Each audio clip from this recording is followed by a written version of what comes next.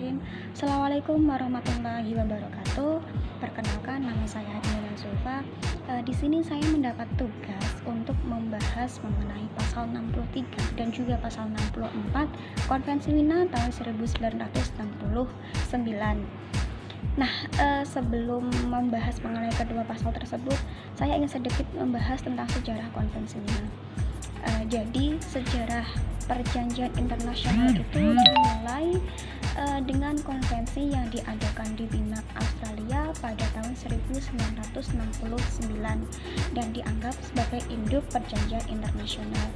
Konvensi Wina atau Wina Convention of the Law of Treaties adalah suatu perjanjian yang mengatur mengenai hukum internasional antar negara sebagai subjek hukum internasional yang berlangsung pada tanggal 23 Mei 1969 dan memasuki into force pada 27 Januari tahun 1908. Belum diadakan konvensi Wina pada tahun 1969 ini, perjanjian antar negara baik itu bilateral atau multilateral diselenggarakan dengan dasar asas-asas dan persetujuan dari negara-negara yang ikut di dalamnya. Perjanjian internasional antar negara pada tahun tersebut juga diatur berdasarkan kebiasaan internasional yang dasarnya ada pada praktek negara dan keputusan-keputusan Mahkamah Internasional, juga didasarkan pada pendapat para ahli hukum internasional. Sekarang langsung lanjut ke pasal 63. Jadi bunyi terjemahannya itu seperti ini. Para pemutusan hubungan diplomatik atau konsuler antara pihak dalam suatu perjanjian tidak mempengaruhi hubungan hukum antara mereka yang didirikan oleh perjanjian, kecuali sejauh adanya hubungan diplomatik atau konsuler sangat diperlukan untuk penetapan perjanjian. Jadi inti pada pasal 63 ini adalah mengatur mengenai pemutusan hubungan diplomatik atau konsuler.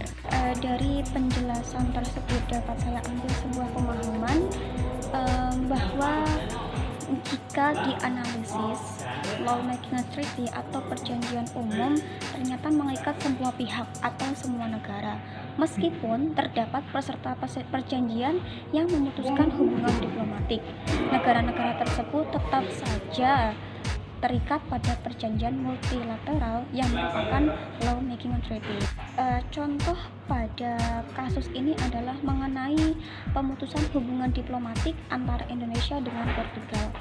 Hal tersebut sebagai suatu kenyataan bahwa Indonesia dan Portugal yang telah memutuskan hubungan diplomatiknya.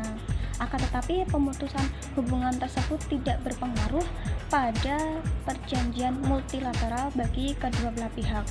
Seperti terhadap Konvensi Jenewa tahun 1982 tentang hukum laut, bahwa konvensi ini tetap berlaku di kedua belah negara. Berlanjut pada pasal 64, dalam terjemah bahasa Indonesianya berbunyi seperti berikut. Jika peremptori baru norma umum hukum internasional yang muncul, apapun yang ada perjanjian yang bertentangan dengan norma tersebut menjadi batal dan berakhir. Jadi pada pasal tersebut mengatur mengenai munculnya peremptori baru norma umum hukum internasional. Sebelumnya akan sedikit saya singgung mengenai jus cogen. Jus cogen disebut sebagai norma yang diakui dalam masyarakat internasional yang memiliki kedudukan tertinggi dalam hukum internasional. Maksudnya adalah jika ada suatu peraturan yang bertentangan dengan hal tersebut, maka peraturan hukum itu dianggap batal.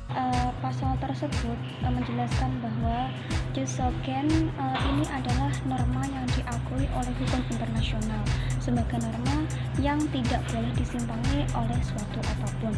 Ketika sebuah norma jus cogen bertentangan dengan jus cogen lainnya, barulah hal ini bisa disimpangi.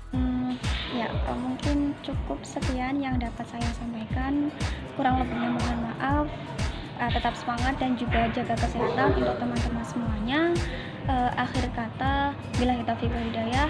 Wassalamualaikum warahmatullahi wabarakatuh.